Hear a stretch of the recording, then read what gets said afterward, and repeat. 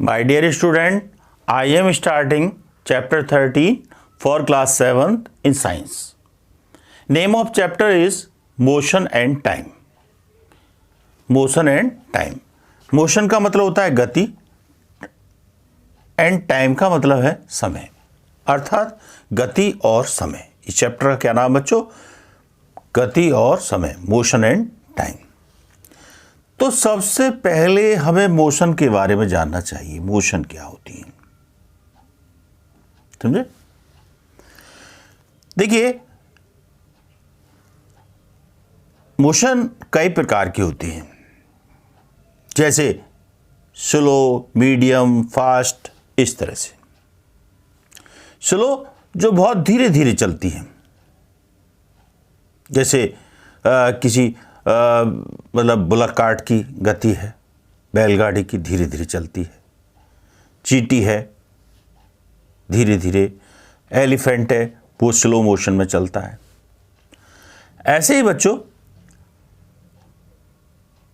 कुछ थोड़ा सा जैसे मूविंग बाइसिकल है या रनिंग करते हुए कोई बच्चे हैं तो वो मीडियम मोशन होगी। और यदि आजकल फास्ट मोशन में भी बहुत सारे व्हीकल्स आते हैं, जैसे आपका बस है, कार है, ठीक है, और मोटरसाइकिल है आदि, ये सब बड़े तेज गति से चलने वाले होते हैं, तो ये फास्ट मोशन के अंतर्गत आएंगे बच्चों। अब देखिए, ये तो रहा कि भाई स्लो कौन सी है, जो धीरे धीरे चले, फास्ट जो तेज गति से चले यानी कम समय में ज़्यादा दूरी तय कर ले, और मीडियम जो मध्यम चले। इसके अलावा भी मोशन के बच्चों टाइप होते हैं। जैसे हम ये कहें कि भाई कुछ गतियां बिल्कुल स्ट्रेट होती हैं, सीधी लाइन में, ऐसी जैसे ट्रेन की सीधी पटरी है, तो ये स्ट्रेट लाइन मोशन हो गई बच्चों। कुछ ऐसी होती हैं जो जिगजैग इस टाइप की होती हैं, टेढ़ी मेढ़ी, जैसे आप गलियों से होकर के जाते हैं, यानी कि गो थ्रू द स्ट्रीट, समझे, टेढ़ी मेढ़ी गलियों से, तो वो जिगजैग मार्ग हो गया या कर्व लाइक मोशन हो गई। कुछ जो मोशन होती हैं वो सर्कुलर मोशन होती हैं, जैसे किसी ये सर्कल की गति, ठीक है। कुछ गतियां ऐसी होती हैं जो एक तरह से पीरियडिक होती हैं, जैसे झूला आप देखते हैं ऐसे यूं यूं यूं यूं, यानी एक ही मार्ग में बार बार चलता रहता है, और ऐसी गतियों को क्या कहेंगे? पीरियडिक मोशन, ठीक है। तो अब ये रहा कि भाई स्ट्रेट मोशन है और कर्व मोशन है, सर्कुलर मोशन है, पीरियडिक मोशन है, और बहुत सारी हो सकती हैं। तो अब देखिए, ये तो रहा टाइप ऑफ द मोशन। अब मोशन वर्ड से मतलब और समझ लें कि मोशन होता क्या है, कि कब किसी वस्तु को मोशन में कहा जाएगा, समझे। यदि आप देखते हैं कि कोई खेत है, फील्ड है, और इस फील्ड में मान लो आपने एक अपने साथी को एक कोने में देखा, दोबारा 1 घंटे बाद देखा तो वो उस कोने में चला गया, या तिवारा आपने थर्ड टाइम देखा तो दूसरे कोने में चला गया। कहने का मतलब है एक जगह स्थिर नहीं है। तो आपका जो फ्रेंड है या वो स्टूडेंट है वो कैसा है? मोशन में। अर्थात यदि कोई वस्तु समय के आधार पर अपनी स्थिति को चेंज करती रहे, अपनी पोजीशन को बदलती रहे, तो हम कहेंगे कि वो वस्तु मोशन में है, ठीक है। अच्छा, तो अब आपको समझ में आ गया कि कौन सी वस्तु मोशन में है, कौन सी नहीं है। आपने देखा कि डेस्क कल जहाँ थी वहीं है, तो मोशन में नहीं है, ठीक है। तो मोशन में यदि कोई वस्तु है तो समय के आधार पर वो अपना पोजीशन बदलती रहती है। तो ये तो रहा मोशन की बात। टाइप ऑफ द मोशन बताया हमने, मोशन क्या है ये बताया। अब देखिए, सेकंड पॉइंट है इसका स्पीड, क्योंकि हम ये तुलना करना बड़ा मुश्किल समझते हैं कि कोई वस्तु तेज चल रही है या धीमी चल रही है। पहले समय में केवल हम यही जानते थे कि कोई वस्तु तेज चली, कोई मीडियम चली है आदि, ज़्यादा हमारे पास मापने का तरीका नहीं था। और लेकिन आज बहुत सारे हमारे इंस्ट्रूमेंट हैं, आगे पढ़ेंगे, कि भाई जो ये बता सकते हैं कि किसकी चाल कितनी ज़्यादा अधिक है। तो यानी कि distance covered by an object in a unit time is called speed, अर्थात इकाई समय में किसी वस्तु द्वारा तय की गई दूरी को स्पीड कहते हैं। अर्थात एकांक समय में चली गई दूरी को क्या कहा जाता है? स्पीड कहा जाता है। यदि हम देखते हैं कि भाई मान लो कोई कार की स्पीड 50 किलोमीटर पर आवर है 50 किलोमीटर पर आवर, क्या चीज़ है बच्चों? ये स्पीड। तो इसका मतलब यह है, it implies that it cover 50 kilometre distance in 1 hour, अर्थात ये 50 किलोमीटर की दूरी 1 घंटे में तय कर लेती है। इस बात को संकेत करती है, इस बात को ये बताती है। यदि 60 किलोमीटर पर आवर है तो इसका मतलब होगा 60 किलोमीटर 1 घंटे में कवर करती है, यानी कि पर आवर कितनी दूरी तय की गई, ये क्या है? स्पीड। बच्चों ये मीटर पर सेकंड में भी हो सकती है और बहुत सारे इनकी यूनिट हो सकती हैं। We shall use the term speed for average speed, यानी कि जो हम स्पीड का यूज करते हैं हम औसत गति के लिए करते हैं, औसत स्पीड के लिए करते हैं। औसत का मतलब ये है कि कभी वस्तु कम दूरी तय करती है 1 घंटे में, कभी कुछ ज़्यादा करती है तो उसका एवरेज ले लिया जाता है कि कितना उसने टोटल टाइम लिया और उस टोटल टाइम में उसने कुल कितनी दूरी तय की गई। यानी कि कोई वस्तु 1 घंटे में मान लीजिए 40 करी, दूसरे घंटे में 30 करी, तो 40 से 30 70, और पूरे घंटे कितने लगे उसे? 2 घंटे, तो 3 से डिवाइड कर दीजिए तो वो आपकी एवरेज स्पीड आ जाएगी। तो एवरेज स्पीड ही स्पीड है, यानी कि so the speed is the total distance covered divide by the total time taken, यानी कि कुल चली गई दूरी को कुल लिए गए समय से यदि डिवाइड कर दें तो क्या आ जाता है? Average speed. तो speed equal to total distance covered upon total time taken, ये फॉर्मूला आ गया बच्चों। इससे बहुत सारे आपके सवाल निकल जाएंगे, ठीक है। तो if the speed of an object moving along a straight line, यानी कि हम ये भी मोशन के प्रकार हैं कि आपकी बुक में दे रखे हैं यूनिफॉर्म मोशन और नॉन यूनिफॉर्म मोशन, समझे। तो हम सबसे पहले जो परिभाषा बताएंगे वो नॉन यूनिफॉर्म मोशन है। If the speed of an object moving along the straight line, यदि कोई वस्तु सीधी रेखा में चल रही है कीप चेंजिंग, और उसकी स्पीड बदलती रहती है, कभी 40 किलोमीटर पर आवर हो गई, कभी 30 किलोमीटर पर आवर हो गई, ऐसे यदि चेंज होती रहती है तो its motion is said to be the non uniform motion, तो उसको असमान गति कहेंगे, नॉन यूनिफॉर्म मोशन कहेंगे कि वो गति समान नहीं है, कभी तेज़ हो गई कभी मंदी हो गई, ठीक है, फास्ट और स्लो होने के चांसेस हैं ऐसी वस्तुओं के।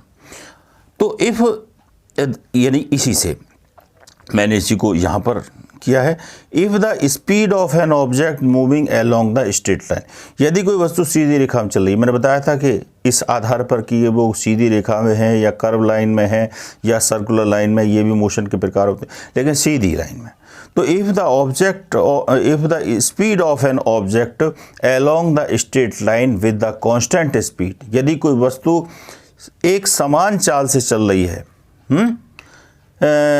Is said to be the uniform motion, तो उसको समान गति कहेंगे, समान मोशन कहेंगे, यूनिफॉर्म मोशन कहेंगे।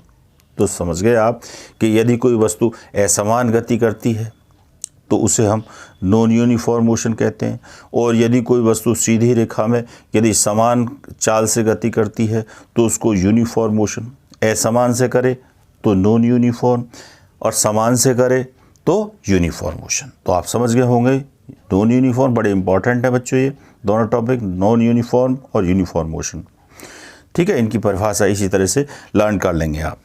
फिर नेक्स्ट थर्ड टॉपिक है मेजरमेंट ऑफ द टाइम। बच्चों ये बड़ी विचित्र बात थी, पहले ऐसी घड़ियां नहीं थी हमारे पूर्वजों पर जैसी आज उपलब्ध हैं, और लोग बाग सन के द्वारा पता लगा लेते थे कि भाई आप शैडो यहाँ पर है तो टाइम ये होगा, सनराइज़ किया है तो ये टाइम होगा, या एक मुर्गा की कॉक है, मुर्गा की आवाज़ है सुबह तो 4 बजे होंगे, इस तरह से कुछ आइडिया था लोगों का, लेकिन प्रॉपर टाइम उन बेचारों को पता नहीं था, मजबूरी थी, कोई ऐसा एक इंस्ट्रूमेंट ही नहीं था जो टाइम को नाप सके। लेकिन क्योंकि मनुष्य पहले से ही बुद्धिमान प्राणी हैं तो उसने कुछ ना कुछ आइडिया ऐसे लगाए जिनका प्रयोग आज भी हम लोग कर सकते हैं। आवर एंसेस्टर नोटिस्ड, हमारे जो पूर्वज थे उन्होंने देखा, नोटिस्ड का मतलब होता है देखना, that many event in the nature, यानी बहुत सारी घटनाएं प्रकृति में रिपीट देमशेल अपने आप में रिपीट करती रहती हैं, आवृत्ति करती रहती हैं, रिपीट होती रहती हैं देमशेल हैं आफ्टर ए डेफिनेट इंटरवल, एक मतलब निश्चित अंतराल बाद, जैसे हर 24 घंटे बाद वही बात हो जानी। Of the time, for example sun rises every day, यानी सूरज, उन्होंने देखा कि सूरज जो, देखो ये यहाँ से समझेंगे आप, सन राइजेस एवरी डे यानी कि हर दिन सूर्य उगता है या निकलता है, इन द मॉर्निंग, सुबह को है।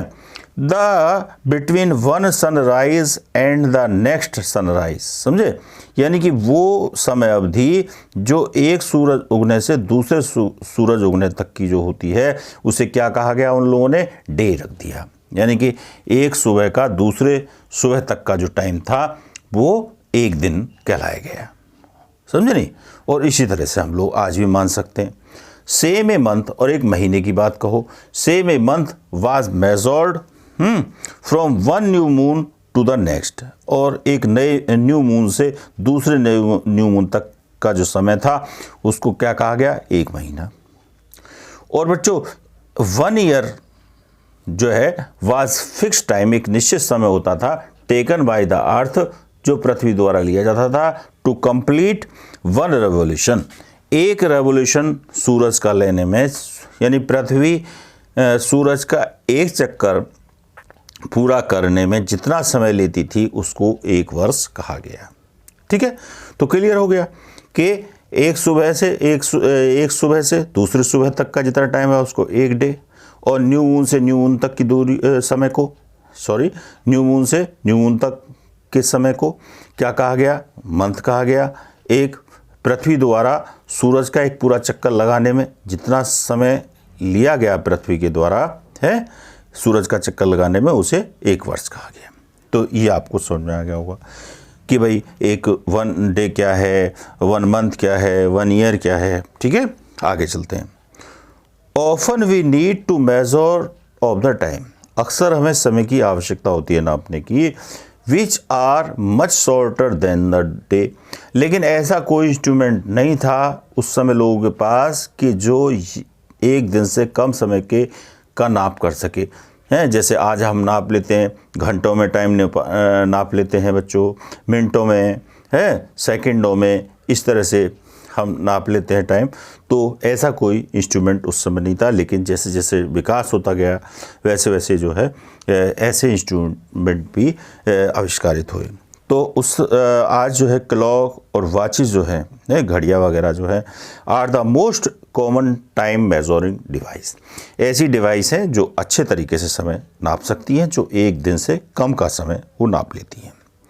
The working of the clock is rather complex, हालांकि घड़ी की जो एक तरह से कार्यविधि है वो बहुत जटिल होती है, but all of them make use of the some periodic motion, लेकिन उन सब में किसका यूज़ किया जाता है, पीरियडिक मोशन का।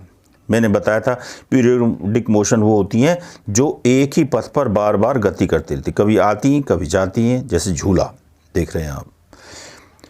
One of the most well known periodic motion is simple pendulum, और सबसे जो एक तरह से कह सकते हैं कि जो सिंपल एक तरह से जाना माना जो पीरियडिक मोशन है वो सिंपल पेंडुलम है। बच्चों simple pendulum consist of the small metallic ball, और इसमें धातु की एक बॉल होती है, सस्पेंडेड फ्रॉम द रिजिड, किसी दृढ़ आधार से स्टैंड से जुड़ी होती है, बाय द थ्रेड, धागे के द्वारा। The metallic ball is called Bob, और इसको हम बॉब कहते हैं। अब थोड़ा सा मैं चित्रों के द्वारा आपको समझाऊंगा बच्चों, यहाँ देखेंगे जरा आप। देखिए ये कुछ हमारी क्लॉक हैं, जैसे ये वाल क्लॉक है, वाल क्लॉक दीवार पर लग जाती है, तो उसी के आधार पर इस घड़ी का नाम वाल क्लॉक रखा गया, यानी कि इसको दीवारों पर लटकाया जा सकता है। ये वॉच है, ये इसका पेंडुलम है जो ऐसे गति करता रहता है बच्चों, ऐसे ऐसे पीरियडिक मोशन करता रहता है। ठीक है, कुछ घड़ियों में समय नहीं दिखाते। तो अब ये वाली जो बी है ये टेबल क्लॉक है, ये पहले लोग बहुत यूज़ करते थे, आज तो इसका उपयोग बहुत कम होता जा रहा है, जब से कि मोबाइल फ़ोन आए हैं घड़ियों का उपयोग भी कम हो गया है। तो इनको टेबल पर रखते थे और इसी में अलार्म भी होता था, समझ में, सेट करना होता था भाई कहाँ सेट करना है, हमने यूज़ किया था उसको। तो ये जो है ये 12 है, ये 3 है, ये 6 है, ये 9 है, इस तरह से कुछ निशान होते हैं और बीच बीच में भी होते हैं, जैसे 1 का हो गया, 2 का हो गया, 4 का हो गया, 5 का हो गया, 6 ये 7 8 9 ये है, 10 11 इस तरह से निशान बने होते हैं इन पर, यहाँ पर भी और यहाँ पर भी। तो इनमें हिसाब किताब होता है कि भाई मान लीजिए ये 3 का है तो कितनी मिनट, या तो प्रॉपर 3 हो रहा है, यदि ये मिनट वाली सुई यहाँ आ जाए तो 3:10 हो जाएंगे, समझे। इस तरह से कुछ घड़ियाँ आज के समय में बच्चों डिजिटल क्लॉक के नाम से जाने जाते हैं। डिजिट का मतलब समझते हैं आप अंक, तो ऐसी घड़ियाँ जो इलेक्ट्रॉनिक होती हैं, जो टाइम को लिखती हैं, है जैसे 3:45 लिखा हुआ है, यानी 3 घंटे 45 मिनट, समझे नहीं, यानी कि 15 to 4 यानी कि 15 मिनट हैं 4 बजने में, ठीक है। तो ये डिजिटल क्लॉक के नाम से जानी जाती हैं, क्योंकि इनमें जो समय होता है वो डिजिट में लिखा जाता है बच्चों, ठीक है। अब बात करें, ये सिंपल पेंडुलम है, ये क्या है, सिंपल पेंडुलम बच्चों, ये लिखा हुआ मैंने ए सिंपल पेंडुलम। इसमें क्या रिजिड स्टैंड है कोई, ये थ्रेड है, यहाँ कोई मेटेलिक बॉल है जिसको बॉब कहा जाता है, या हुक होता है, या लटका सकते हैं इसको धागे से, और इसकी जगह कोई गोल पत्थर भी लटका सकते हैं, जरूर नहीं मेटेलिक बॉल ही हो, पत्थर भी आप लटका सकते हैं, भारी चीज़ होनी चाहिए। तो ये एक सिंपल पेंडुलम कहा जाएगा। अब बच्चों इस सिंपल पेंडुलम की कार्यविधि क्या है कि ये घूमने के लिए इधर उधर पीरियडिक मोशन करने के लिए स्वतंत्र होता है। यदि आप इस वाले बॉब को इधर थोड़ा सा डिस्टर्ब कर दें, इधर इसको विस्थापित कर दें, डिस्प्लेस्ड कर दें, या आपने ओ पोजीशन से ए पोजीशन की ओर लाए, तो फिर ये दोबारा ए से ओ की तरफ जाएगा, ओ से फिर बी की तरफ जाएगा, फिर बी से ओ से ए, अर्थात अपने पथ को बार बार ऐसे रिपीट करेगा। अब बात आती है कि एक ऑसिलेशन कब कहा जाएगा, यानी कि एक वन ऑसिलेशन कब कहा जाएगा। मैंने डेफिनेशन लिखी है, उसे बाद में बताऊंगा, पहले आपको यही समझा दो, ठीक है। तो वन ऑसिलेशन से हमारा अर्थ क्या है बच्चों, वन ऑसिलेशन से अर्थ है कि ये जो बॉब है ये यहाँ गया, ठीक है, यहाँ से फिर दोबारा यहाँ होता हुआ ऐसे चला गया, फिर यहाँ से फिर होता हुआ ऐसे आ गया, तो ओ से ए तक गया, फिर ए से ओ पर आया, और ओ से बी पर आया, बी से फिर ओ पर आ गया, यानी जहाँ था वहीं आ गया। ओ से चल के ओ से चला यहाँ गया, फिर यहाँ आया, फिर यहाँ से फिर यहाँ आया, ये एक पूरा ऑसिलेशन हो गया। यानी दोबारा सुनिए, ओ से ए और ए से बी और बी से पुनः ओ तक की पूरे चक्र को क्या कहा जाएगा, वन ऑसिलेशन, यानी कि इस दूरी को पूरी को वन ऑसिलेशन कहा जाता है बच्चों। तो ये मैंने लिखा भी है यहाँ पर, आप देखेंगे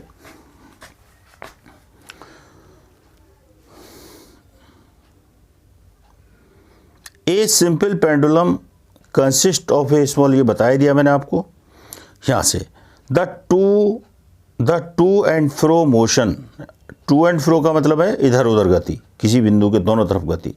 the to and fro motion of A simple pendulum is an example of periodic और एन ऑसिलेटरी मोशन, यानी कि किसी बिंदु के इधर उधर गति करना क्या है, ये पीरियोडिक मोशन है या ऑसिलेटरी मोशन है। यानी पीरियोडिक मोशन ही ऑसिलेटरी मोशन होती है। जब भी कोई वस्तु कंपन करती है तब भी वो यही वाली मोशन होती है, ऑसिलेटरी मोशन। वाइब्रेशन करने पर भी ऑसिलेटरी मोशन होती है, या एक स्विंग झूला है वो भी एक तरह से ऑसिलेटरी मोशन करता है, पीरियोडिक मोशन करता है, या जो वॉच होती है उनका पेंडुलम भी इस तरह से गति करता रहता है। अब आगे, the pendulum is said to have complete one oscillation, pendulum को एक कंप्लीट ऑसिलेशन तब कहेंगे when its bob start from its mean position, mean position का मतलब ओ से स्टार्ट होता है, एंड मूव टू ए, और ए की तरफ जाता है, ए से फिर बी की तरफ जाता है, एंड बैक टू ओ, और पुनः ओ पर वापस आ जाता है, यानी जहाँ से गया था वहीं पर वापस आ गया, तो वन ऑसिलेशन कंप्लीट हो गया। अब बच्चों नेक्स्ट है the time taken by the pendulum, यानी कि पेंडुलम के द्वारा लिया गया समय टू कंप्लीट वन ऑसिलेशन, एक ऑसिलेशन कंप्लीट करने में, इज कॉल्ड इस टाइम पीरियड, अर्थात इसका टाइम पीरियड कहा जाता है। यानी एक ऑसिलेशन कंप्लीट करने में कोई पेंडुलम कितना समय लेता है उसे टाइम पीरियड कहा जाता है। बच्चों वैसे टाइम पीरियड एक ऑसिलेशन को मापना बड़ा मुश्किल होता है, इसलिए लगभग 20 ऑसिलेशन 20 ऑसिलेशन आप रिकॉर्ड कर लेंगे और उनमें टोटल टाइम कितना लिया गया है उसको रिकॉर्ड कर लेंगे। तो इस तरह से यदि आप टोटल टाइम से डिवाइड कर देंगे तो वो एक ओशन में लिया गया समय आ जाएगा। ठीक है, तो इस तरह से ये जो है आपका आप फाइंड आउट कर सकते हैं। वन ऑसिलेशन का एक न्यूमेरिकल क्वेश्चन भी है आपके बुक में, जब वो समझाएंगे तब आपको बता देंगे। तो this is the end of the video 1।